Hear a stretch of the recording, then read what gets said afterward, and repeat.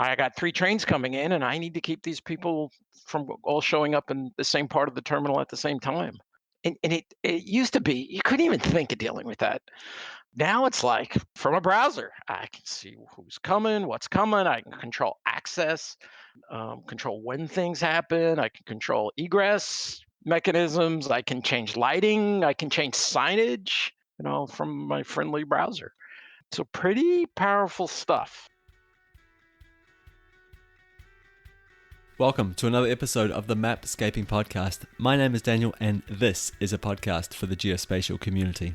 My guest on the show today is Jim Quancy, and he comes to us from Autodesk, and he's going to be walking us through what a digital twin is, what it could be, and what the future of digital twins might look like.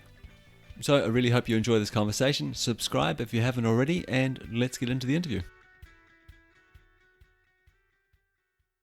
Hi, Jim. Welcome to the podcast. Thanks for taking the time to do this interview with me. Much appreciated. We're going to be talking about digital twins today. But I think before we dive into that conversation, and this is going to be a very new conversation for me, I'm not too well versed in digital twins, so I'm really looking forward to this. Before we dive into all that, can you perhaps just give the listeners a little bit of background, just for context? Who are you? Where do you come from? How do you know about digital twins?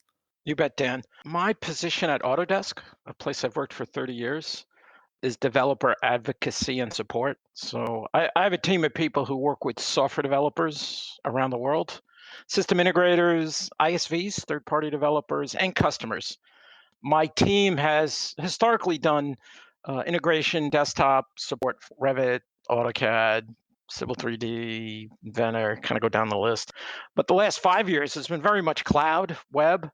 It's about Autodesk has a Forge platform. It's a cloud web native platform, and dealing with, and at this point, thousands of companies who are building web cloud apps that work with CAD data in some way, shape, or form. It's probably over 100 at this point, partners of ours who we work with, who are building solutions that are digital twins. Some of them call it digital twins. Some of them market what they do as digital twins. Other ones, they don't call it that, but it's pretty much the same. So the astute listener will have picked up that you're from Autodesk, and obviously, so Autodesk makes products based around computer-aided design, CAD products. This is like traditionally there's been a little bit of rivalry between GIS or geospatial and CAD products, and CAD data, I guess I should say.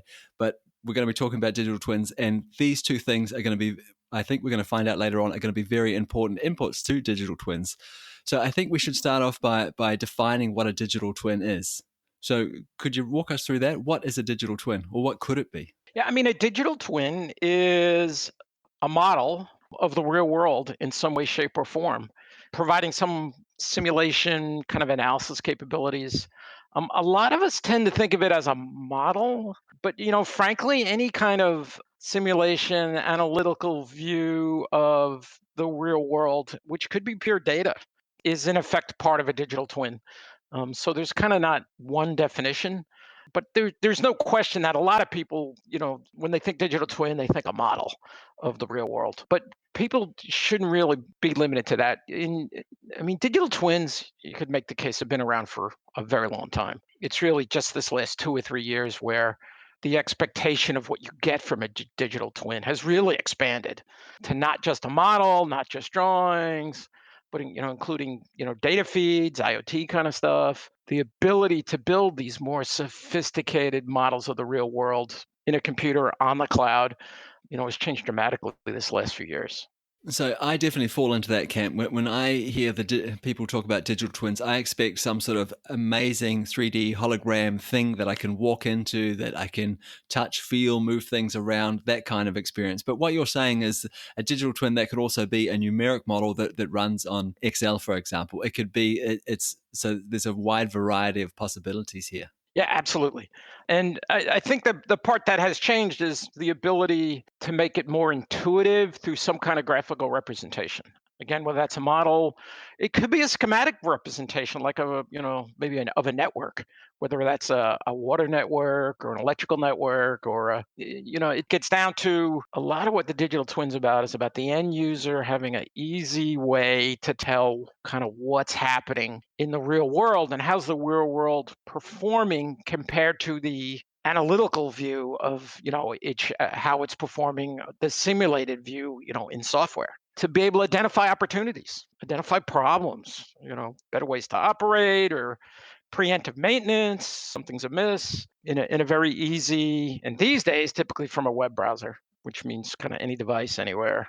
Okay, so I think a lot of the listeners of this podcast, they'll be used to the idea of digital models. And so for geospatial people, that digital model, it could be in a GIS system somewhere. So some 3D or 2D model of the world that somehow, shows features in the real world. They have a geographic location. What kind of model are we talking about here? Does it exist in one piece of software? Is this something that exists only in CAD products? Does it exist in GIS products? Is it a whole nother piece of software? Where do these models exist? Sure. So a little bit how CAD tends to get involved is the original design, whether it's for a building or a piece of highway or some rail or a machine, was done in CAD. So that creates context, and that would have objects, that would be placements of things like sensors, but the data is sitting in an IoT middleware database. Whether that's a few sensors or hundreds of sensors or thousands of sensors are feeding data. And you've got this data coming, from one of, whether it's AWS, whether it's the Azure Digital Twin, whether it's somebody like Honeywell, Johnson Controls, Siemens, ABB. They all have their digital twin middleware, and it gets back to this IoT thing again. And then that model, again, whether it's a machine or a piece of infrastructure or a building, is also used as a user interface to present that information back to the user in an intuitive way, right? They can, and again, whether it's 2D or 3D, showing data kind of in context. I mean, that's really what brings the digital twin together. Don't think of it though as the data is all in one place. That is generally not what happens. You may have that 3D model that's being managed in, let's say, some Autodesk technology. You've got the IoT sensor feed data that actually could be coming from several different places, because some of it may be security, coming out of a security system that comes from one company. Some of it may be machine control systems or traffic control systems. You could absolutely have 4 or 5 different systems all feeding data and presenting it as in a digital twin environment. Again, whether it's a 2D graphic, a schematic, or a 3D model of a piece of infrastructure. You mentioned geospatial. Absolutely, some of this data is coming out of your GIS system, such as from Esri. And again, this idea of federating data is pretty important, because the world's it's too big a place to think you're going to have all your data in one place.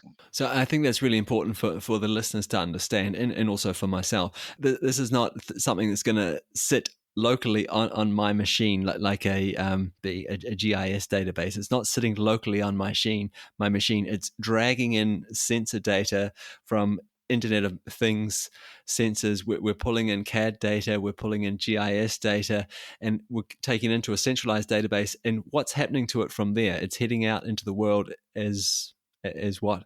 Well, again, it's being presented in your digital twin system. Will present that information in some intuitive way on a web page. Again, with appropriate data, depending on what you're managing. Whether that's thematic color coding, whether that's actual data. I mean, most of us have been watching some really interesting work around COVID, right? What's going on with COVID cases down to the census tract. That's a digital twin of kind of the COVID virus in action across the country. And that data is coming out of many different systems. Yeah, I mean, that's a really good example. It's a really, really good way of looking at it. I hadn't thought about that before. Okay, so we've got tons of input here. Again, we've got some sensor data, we've got some CAD data, we've got some GIS, geospatial data going into the system there. And one of the things we talked about before, we said a digital twin is basically somewhere where some sort of numeric modeling simulation can happen. Where is that happening? Is that happening in the middleware, or is something else like looking into the database from there and doing the modeling? Or is it there's something that happens in the middleware itself? It's kind of yes, yes, and yes, and both. This is very much web cloud mashup, depending on the problem you're trying to solve, depending on how you want to present information. It's not one. There's no one answer to this. Do most of the digital twin, IoT middleware companies have kind of analytical suites and tools that will allow you to analyze the information? They absolutely do. Do you get customers who say, I want to use Power BI from Microsoft because, I know how to custom tailor that and I can build that around some other enterprise systems I have? Yeah, that kind of thing absolutely happens. Do you get open source tools for doing those kind of analytics? Oh, yeah. Do you get companies like, I don't know, Splunk and the sort who do those kind of analytics? Absolutely. So, yeah, this is definitely an environment where there's lots of tools, lots of choices. The key thing is, if you go back several years, this stuff was hard to do. If somebody said, "Hey, I need to tie these 7 pieces together," some would say, "Oh, it's going to cost a lot of money and it sounds risky." And using standard web technologies, using, REST-based interfaces, your ability to put these pieces together at web speed. When you ask someone, when you want to get a website built, you expect, to see something in a couple weeks. You expect something to go live in a couple months, and you can absolutely do that. You can build out, a basic digital twin by grabbing the pieces, staying focused on what's the experience you want to deliver. And again, when I say experience, that tends to be about help someone make a better decision, help someone. And a better decision could be, they know they need to make a decision, or a better decision could be, hey, I need to get your attention. There's something going on here, and you should go look at what's happening here because of temperature, moisture, vibration. There's something suspicious, and you need to go take a look. In a very easy way, again, you go to a web page and you see what's happening, and you get a notification by text or Slack or whatever communication mechanism you want to use. And the funny part is it really is whatever kind of communication mechanism you want to use, because these days, using standard cloud technologies, it is really easy to tie these things together. Okay, so I guess one of the reasons why I'm having a hard time pinning you down to a really precise definition of what this is because it could be so many things. It sounds like you're pulling in data from all different data sources, sticking it into some sort of centralized database, and doing some simulation from there. And it feels like it's wide open. You could use a bunch of different technologies to this, a bunch of different inputs, and output it in a bunch of different ways. And I think probably another reason why it's difficult to really pin down what it is because I guess it really depends on the problem you're solving. Do you think that's a correct assumption? Absolutely. So just to give you an example, so we have partners doing digital twins of factories. We have partners doing digital twins for machines, and it may be for their customers' machines. We have a few partners building digital twins for highway. In Europe, there's a couple of the rail systems that are building digital twins. And it's like, well, how do they do that? Well, a lot of them are, well, let's do a digital twin of the stations first. And then we're going to build out for all the rail infrastructure, let's say, or the water systems, or it just goes on and on and on. Now, again, the interesting thing that I think anybody who's been talking to customers about digital twins is customers who are kind of dabbling, like they've heard about it, it looks interesting. This last 2 months, a lot of these customers are like, we need to do it now. I've been asking enough questions. We've been doing the research. We can't have people traveling around in this COVID environment. The faster we can get a digital twin up, the faster we can operate our business while minimizing the need for people to travel, minimizing the need to put people out in the field. This is important. We need to do it now. So there's clearly a change in velocity in this area in this last 2 months. Yeah, I could definitely imagine that being the case. I think that was really interesting what you said there. It made me think of people modeling a business, like the connectivity in a business. Where are people traveling? How are they getting there? How are they getting back? And modeling that network there. But I would like, and I think that's a really interesting thought, really really interesting concept. But if we could perhaps hold this to physical infrastructure for the time being, and you mentioned before about in Europe people modeling railway systems. So they start with the station, perhaps, and then they model the network. Could you perhaps give the listeners an idea of what kind of problems you could solve once you have a digital twin of a railway, for example, of this physical infrastructure? What kind of modeling could we do? What kind of tests or simulations could we run? Yeah, and be careful on the simulation side, because What's different is because simulations have been around forever. It's about simulations and analytics based on real-time data right now. So you've got your model how things should run, and you're getting this real-time data telling you how it is running. And that allows you to go, something's amiss. This piece of machinery is supposed to be running at a temperature range between, 120 and 140 degrees C, and it's running at 150. What's that about? Now, nobody said anything. Machine's not down, but something's amiss. Let me go check vibration. Maybe we got a bearing problem there. Or, we're in a rail station and we're actually tracking the number of, people movements. And something's amiss. There's too many people going in and not enough people going out. So what is that about? Well, as part of my digital twin system, I've got closed circuit TV. Let me go look at closed circuit TV in that station, because of, hey, there's something amiss here. Let me go find out. Or I've had a sensor go off saying there's a temperature spike. Is there a fire in a machine room in a train station? Like, I can spot that from halfway across the country before anybody at the train station even knows that's going on.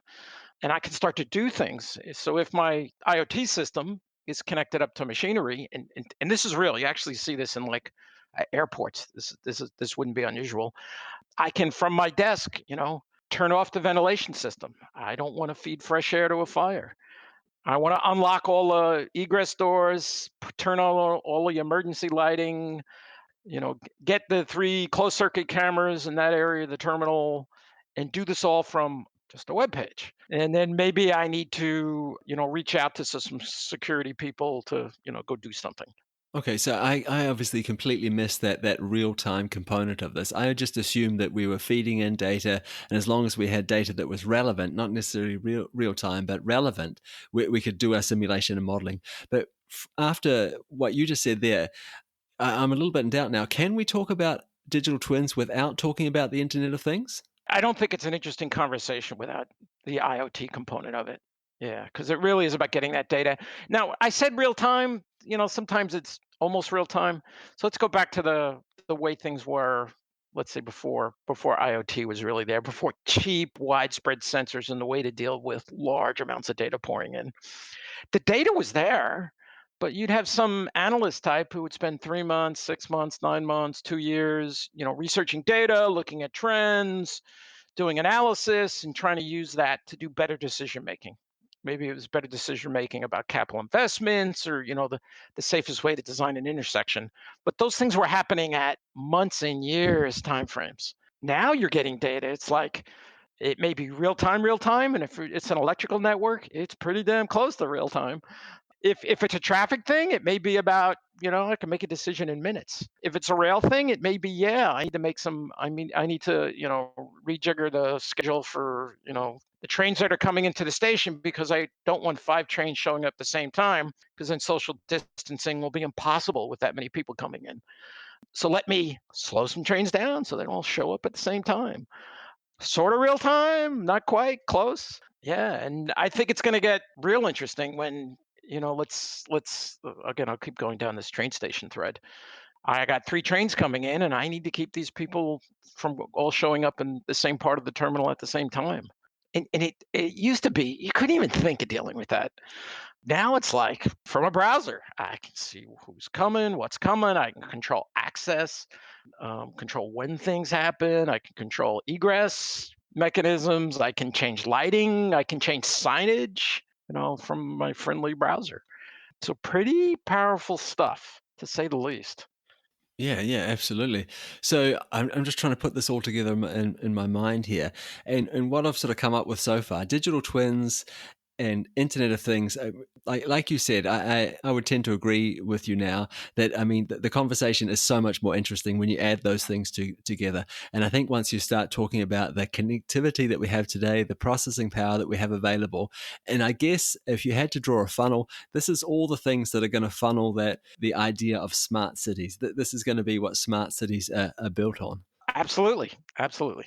And some of this, the interesting part is it's you get these different scales. So we get kind of land scale, seeing what's happening. Again, where's the COVID hotspot on certain census tracts, that kind of thing. Then you get the city the neighborhood, you get the building scale, building information modeling, you get machine scale, transformers, switchgear, railroad cars, and the sensors and the data coming at all those levels. Now you could sit there and go, this is pretty intimidating, complex, big systems. And the thing is, you know what? It's not, because this is very much, again, web cloud, using web technologies. You can put together specific kind of views. I tend to call them single panes of glass of the appropriate data for someone who needs to control things and make decisions so that things happen smoothly, correctly, safely. So this gets right back to that conversation we had right at the start of this interview, where we talked about the different complexity levels of this digital twin. It could be, everything from running a numerical whatever simulation test in an Excel spreadsheet to some very complex systems. It could be as big or as small as you want it to be. At least that's the way it sounds to me. And I'm thinking that a lot of the data we need to do this, except when we start talking about real-time data, Internet of Things feeds coming in, I'm assuming people have access to this data already. So it's a matter of channeling it into the right middleware and then deciding, well, what problem am I going to solve today? Dan, I would say, what problem do I solve today is the first question you ask. Where's my biggest problems? Or where's the biggest opportunities? Is it safety related? Is it operations and maintenance efficiency? Is it energy usage, kind of sustainability? Is it, and a popular one for me is, in the last weeks, months, years, when did you make some decisions that you regret or that you were like, oh, that was not the right answer? Where has there been pain? And by having the visibility of data and presented in a way that's very intuitive, and that's where that digital twin thing comes in. It's about presenting what would otherwise be huge flows of data that's hard for anybody to understand, but presenting it in the context of again, the machine, the building, the city, so that it's very quick and easy for kind of mere humans to understand what's happening and to react to it quickly. Again, I'll use the example historically. In big organizations, you'd have some analyst or analytical person who would disappear for weeks, months, grinding through data to come to you and make a recommendation. Well, I want to make a decision now based on the data, not come back to me in 3 months. Okay, so I'm all in on this digital twin thing. It sounds like a great idea. It sounds like the future. And I want to move off and talk about what the future of this might look like in just a minute, although I feel we've touched on it. But I want to look at it in a little bit more depth in just a minute. But first, I want to ask, is there any situation where you think a digital twin is not the right solution? Where should we not be deploying this kind of technology? The term's gotten a bit overloaded. It's kind of a bit faddish. And I think it's the model view of things. I do think people need to realize there are some things that you just need the right data to make a decision in a more timely manner than you've had in the past. And that information may literally just be some data. It could literally just be, a web page that's telling me the temperature or something, and I don't need anything more than that.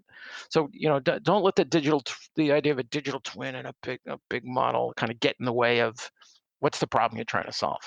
So sometimes it'll be data on a page, and maybe the numbers flashing red get my attention. Sometimes it'll be some diagrammatic thing, a P&ID diagram, an electrical or a sewer network kind of thing.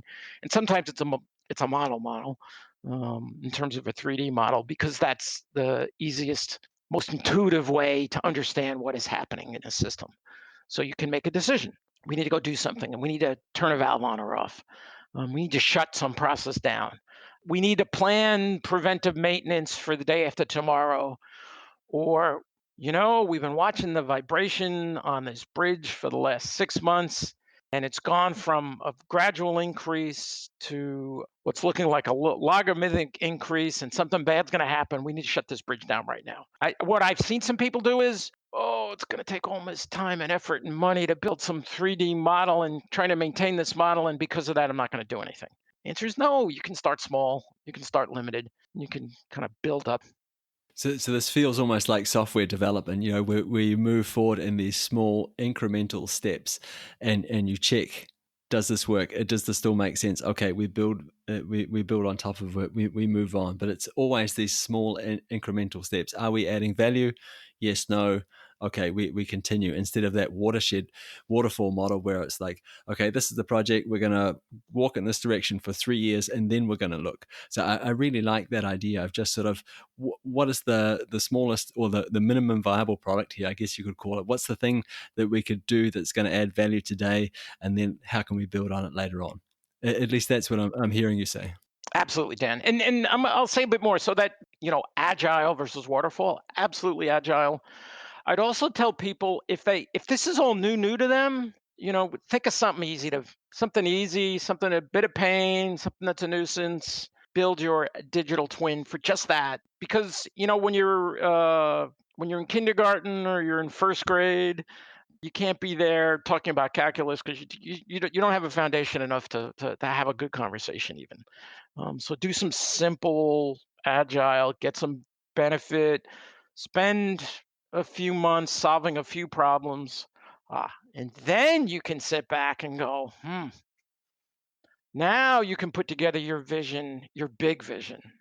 I call it your 2 or 3 year vision. You're still going to go after it agile. You're still going to go after it a bit of piece at a time. But learn a little first so you're smart enough to know what to aspire to, enough to know what your vision is, and then start going after that vision in an agile way. And anybody who's done this for a while, done kind of big projects, we've all had that experience where a year into a big vision, our vision actually shifts because we've gotten smarter, we've learned more, or the environment shifts. I mean, think of, again, what are we all going through today with COVID? The environment shifted. And what's that mean to my vision, my strategy? Though again, it is interesting. A lot of these digital twin visions are getting accelerated because what's happening in the world today. Yeah, but it's all about like doing something and then making a decision based on the new data that you've acquired, the new experiences that you've got, right? So, and for me at least, that's what agile means. So I do something, I make a decision, I move forward, I stop, I look around. Okay, based on the new data I've got now that I'm standing in a different place, I make a new decision, and it may turn out to be that I made the wrong decision before, so I adjust and I move on from there. So I promised the listeners just before that we'd move on and talk about the future. And during a previous conversation, you talked about this really interesting example. I'm not sure if it was a thought experiment or something that actually happened, but it had something to do with my homeland, New Zealand. And a wee while ago, they had a massive earthquake there. And you were talking about the potential for deploying digital twins in that kind of environment. Could you say a little bit more about that? Sure, love to, Dan. And this is a good one, and some of it's because yes, there was this. In fact, there's been two decent-sized earthquakes in New Zealand in the last few years. But I also live in San Francisco, and I've been through two pretty big earthquakes where people had to run out of buildings and weren't allowed back in. So, during an earthquake, buildings shake, and some of them get damaged during that shaking. What has to happen is there has to be inspections of the buildings to decide, are they safe or are they not safe for people to stay in. And here in the United States, they call them a building gets after a big quake gets red tagged, which means no one's allowed back in. Like full stop, you can't go back in. Don't care if you want to get your wallet, your passport, you're not allowed back in. Yellow tagged, which means you can go in for 10 minutes, grab what you need, but then you're out. You can't live there. And when there's a big earthquake, someone has to decide what buildings are safe and not safe. And this can take a day or two or three, where you've got people in a very chaotic state not knowing if where they are is safe or not. And if you run the local city, right? So whether you're police, fire department, building department, you're sitting there with not enough people that basically have to inspect hundreds or thousands of buildings as quickly as you can and safely. And this is hard.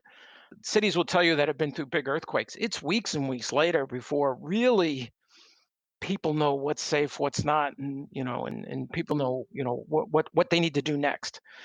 So what's being done, this is actually being done in some cities, right? Is you add sensors, accelerometers, basically the same motion sensors we all have in our phones. And you put them in a building and it's, connected to the internet. And during a quake, you're measuring that sensor output. You can see how a building shakes. And I don't know how many people know this, but even no earthquake at all, buildings are moving. Whether it's the wind, whether it's people, whether it's a truck that drives by, you can measure that vibration. You can characterize how that building shakes. And during the quake, you can watch how that building shakes and you can identify there's a building that's been damaged because when it gets damaged, the way it shakes, the way the vibrations work through change. So what you can do is hundreds, thousands of sensors across lots of buildings. And as an earthquake happens, you can hey, a little bit of machine learning, you can identify buildings that are suspect or that are clearly something's wrong. So you can have on a map of the city showing all the buildings that look okay, their vibration characteristic hasn't changed at all, that look suspect, something happened the way it vibrated, the way that building moved, that makes it potentially dangerous, or there's absolutely something wrong with this building. It is not shaking the same, whether it's a structural problem, whatever it may be. So literally, within a minute or two of an earthquake, the police, fire department, building planning department, all those emergency people can tell which buildings to go to first. Go there first. That's where they're most likely a problem. Because otherwise they're sitting there waiting for phone calls from people in distress, phone calls, people who are scared. And after a big quake, there are lots of phone calls, and the networks get totally clogged with everything from I can't find my dog to my building is falling down. And this way, in a very analytical way, you can send the right resources to the right buildings right away.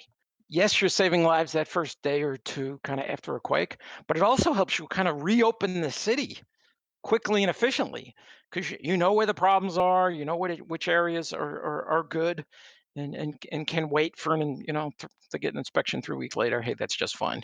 And the interesting thing is this is not hard. I mean, we're talking under $100 device in each building connected to the internet, whether it's using a cellular connection or some Wi-Fi connection, feeding data to some centralized database and presenting that information in a very analytical way in near real time. So I can definitely see that. I can definitely see this, so some sort of machine learning in the background, sucking in all that information. How do the buildings move? And then I could also see, like, if you had a really accurate model of that building, you could apply that shaking to an individual building, or at least a set of buildings. I know all the buildings in the area that have these same characteristics. I'm going to apply a certain amount of vibration to them over a certain amount of time, and then come up with a really accurate answer. Can they, are they still structurally sound after that? But I think the beautiful thing about this example is that it's very tangible, and you could start very small. You could say, okay, everything that shook, you are now red. Everything that shook so much or a little bit less, you are yellow, and so on and so forth. But then you could also scale it up as your model improves. Hey, Jim, I want to thank you for walking us through that example. I want to thank you for your insights into digital twins and just explaining the whole concept to us. I've learned a lot. I hope the listeners have learned a lot as well. And just before I let you go, perhaps you could let me know where we can go to reach out to you if we have any questions. Is there some sort of website or contact information you can give us so we can follow up with you? You bet, Daniel. These days, I tell everybody just Google it. If you Google Jim Quancy, you're going to find me. YouTube, Twitter, LinkedIn. Happy to talk with people. I have these conversations with our customers and our partners. I mean, literally every day. Your audience is a more educated technical audience. It's not the whole world, so I'm not worried about, being flooded. Just reach out. Happy to chat, happy to share. My team works with lots of partners who have deep expertise in different areas of this digital twin topic. Thanks again, Jim. Thank you for your time. Thank you for your insights. I really appreciate it. Yeah, thank you, Daniel. It's a pleasure. So I really hope that conversation with Jim has helped sort of remove some of the mystery that surrounds digital twins. It certainly has for me, and I hope you understand, a little bit more about the term. Perhaps it is a little bit loaded, like what Jim was alluding to there at one stage during the conversation. But I think the concept is really interesting, and I think these kinds of things, I'm pretty sure we're going to see more of them, and I think we're going to see some really interesting use cases for digital twins in the future. And that's it for another episode of the Mapscaping Podcast.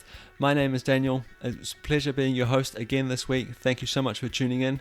You are more than welcome to join our email mailing list. This is where I send out a weekly newsletter with all the resources from interviews like this one to you via email. So, and if that's something you might be interested in, check it out at mapscaping.com/podcast. There's a couple of different options there. Choose whichever one that suits you. You can unsubscribe at any time if it's not delivering value. Not a problem. No hard feelings from my side. As always, you are more than welcome to reach out to me on social media. I'd love to hear from you, or connect with me on LinkedIn. Just search for Mapscaping Podcast Host. There's only one of them. That's me. I'm easy to find. Okay, thanks again. See you next week. Bye.